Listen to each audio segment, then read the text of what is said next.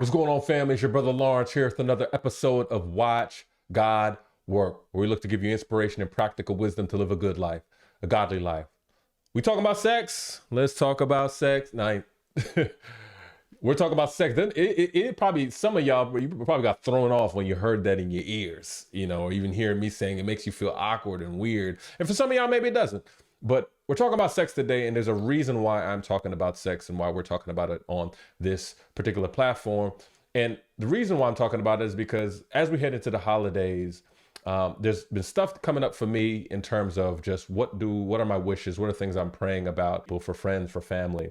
And one of the things that I see, I'm fortunate in my work to sit down and to advise and care for and counsel couples, both premarital, those looking to get married, as well as those who are married. And it's one of my greatest privileges. And it's one of those things where I'm like, it's only God.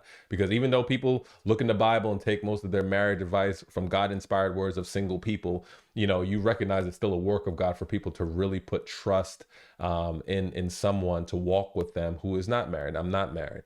But I believe God has given me grace to speak into that area, and something I'm very passionate about.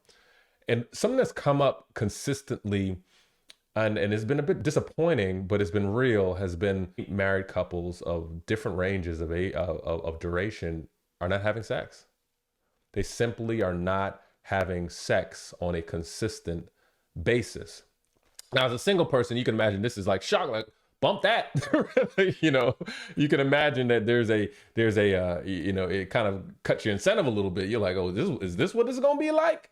But on the flip side, there's obviously a deep theological, there's a deep faith issue that comes up with it. And I think part of it is because of how many of us came up and our perspective towards sex. And, my headline today is, if anything else, my greatest wish for my married brothers and sisters over these holidays when we have some time is that y'all have sex.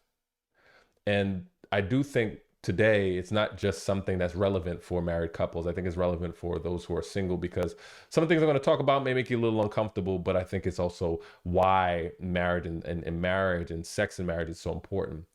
I'm gonna put my hands up. Marriage is a beautiful thing, but sex in marriage is such a beautiful thing.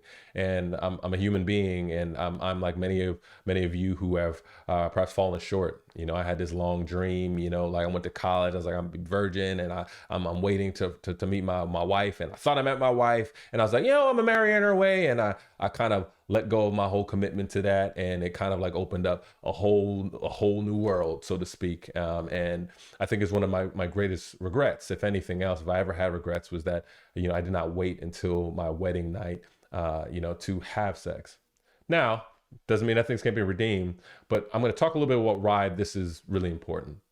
Now, part of the reason, a number of the couples or the people that I work with, what I consistently hear is almost this idea, and it's almost unconsciously said, like, sex is like a nice to have, right? Like, it's almost like, yeah, we're not having sex, but, other things are good and everything's fine. And, but it's like, nah, like, like if you look at 1 Corinthians 7, 3-5, like it talks about how your body is not your own. And like God has like literally called couples to have sex regularly. And you know how serious it's so important that he says you only stop having sex unless you both mutually agree, and it's only for a time of like prayer and fasting. Like that's the only reason. And there's something to be said about that. And I think partly is because marriage represents the oneness that we have with God and the oneness that you have with your spouse. That's what you call it, one flesh. And I think because the more I learn, the more I walk, and the more I live, I realize how just masterful God is. There's something about the sexual act that actually brings you both closer together, not just literally, but physiologically, emotionally, psychologically, spiritually. And what I tell you this much, even in the amount of time, I'll say short amount of time, is less than a decade of just even doing this work.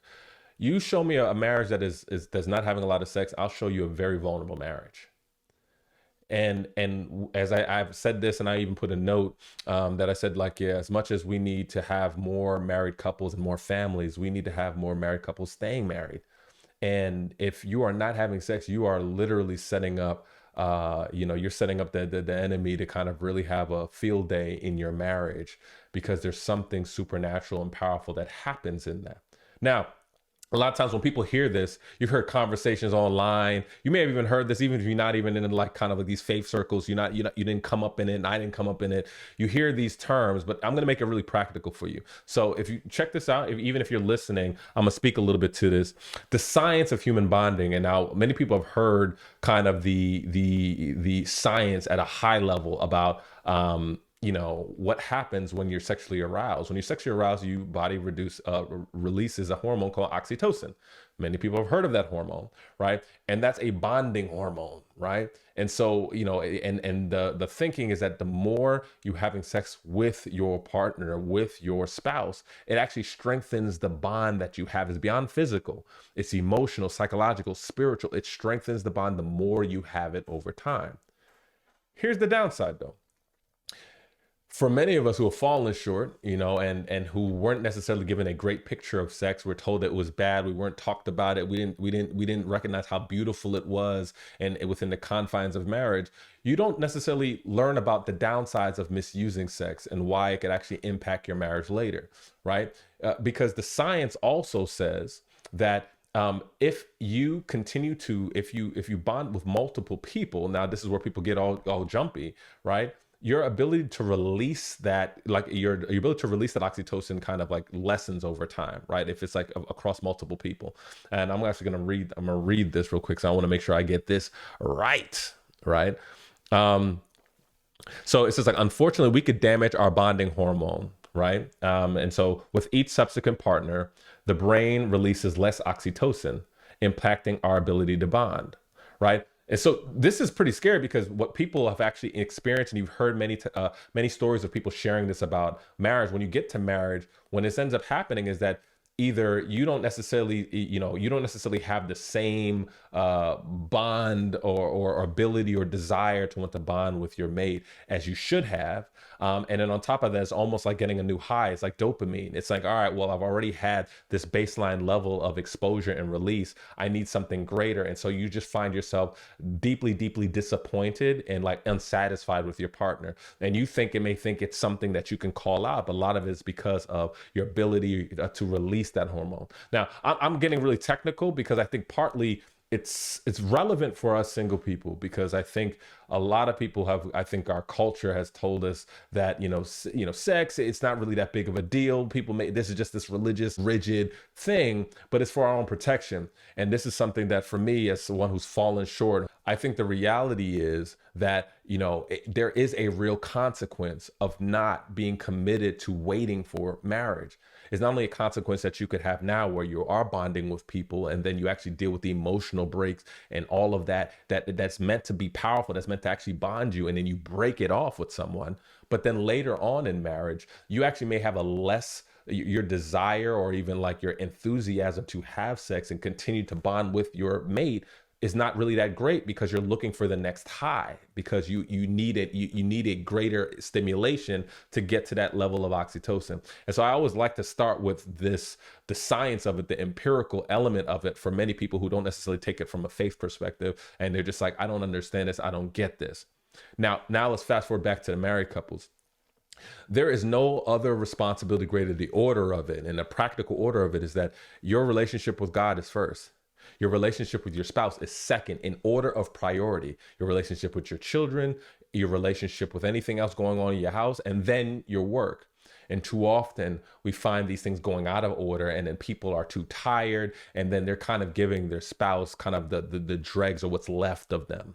And that is not the call. And you're undermining your marriage more than anything else. And so they talk about like love covers over a multitude of sins. I think for many people, the reality of sex and the reality of being able to have that, it actually has a power often for you to have perspective on your marriage. Now, I'm just speaking at this from a theological level. I even brought up even the science of it, but let's just take all the technical terms and just put it in layman's terms. God has designed marriage for a reason. And he has given you every single faculty, every single opportunity to bond. What marriage represents in the world is so needed in a world where everything seems to be falling apart. There's nothing that lasts. My brothers and sisters, you all who are in marriages, who are together, you all represent something so powerful. You picture and portray God's eternal and permanent relationship with us. And so, like my great wish during these holidays is that you'd have sex and have a lot of sex. And this is not optional. This is not, I don't feel like it. I don't know. No, it is incumbent upon you to take that time to reconnect, because you, maybe the issues and things that you're having, you guys are at each other's odds about issues that you have. You'd be surprised what power having sex would give, or what power having sex will have on your ability to reconcile and address those issues.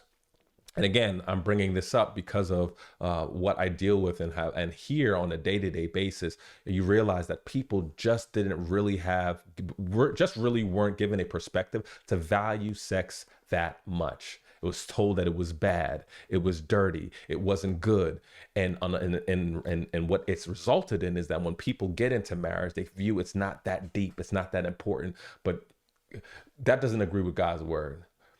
Marriage is beautiful, it is critical, it is powerful, it is central. You need to have sex in your marriage. So if us single people could do anything, would be put a prayer on up, for our married couple, but also put a prayer on us that we would not fall victim to a lot of this propaganda that kind of minimizes sex as a little thing. Even for us who are imperfect, even for us who over the years, we could look back and we could see that we've fallen short and that we've struggled and that we're striving to be and actually live according to how God designed us. It still is something to aspire for, because the consequences are so real. You don't want to find yourself in a marriage and just unconsciously not thinking it's that deep or that important, or having one partner or the other partner deprioritize. Y'all need to be having sex multiple times per week. If you have to schedule it on your Google Calendar, you need to do whatever you need to do to make sure that your relationship is strong. And there is no God affirming, reality that says it's okay for you to go extended periods of time without having sex. You need to have sex. And that's my dream. That's my prayer. My hope is that you could put your phone on airplane mode. You can cut people off. You can let them know we gone. Kids, put them at the grandparents' house. Do what you got to do, because we need more married couples staying married. We need you all to rekindle why y'all decided to get together. And we also need to give an example of why it's worth waiting. And I think we all need to see that. I think single, married, why it's worth waiting and why it's worth staying. And God has given you such a big tool. You cannot neglect that tool. It's such a beautiful thing. Again, I ain't married. I ain't speaking from experience of married sex, but I am speaking as someone who is aspiring, like you all, to live a good life, live a godly life, and wanting the best of God's kingdom to come while we're here.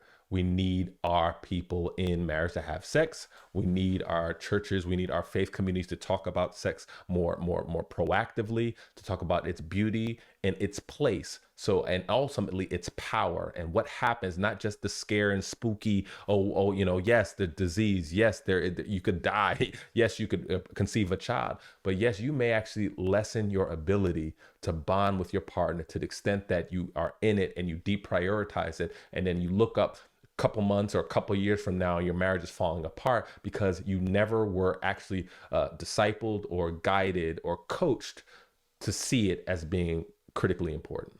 And so for married couples, if you are navigating difficulty or if you're kind of in a rough spot, even around this, I would strongly suggest, if you're part of a faith community, reaching out to your pastor or, an elder or someone who can sit down with you guys. One of the greatest things that I always recommend is even couple mentors. So if there's a couple in the church who've been married for a good amount of time, connect with them, meet with them, go out to dinner, and then be able to have a raw, frank conversation about it.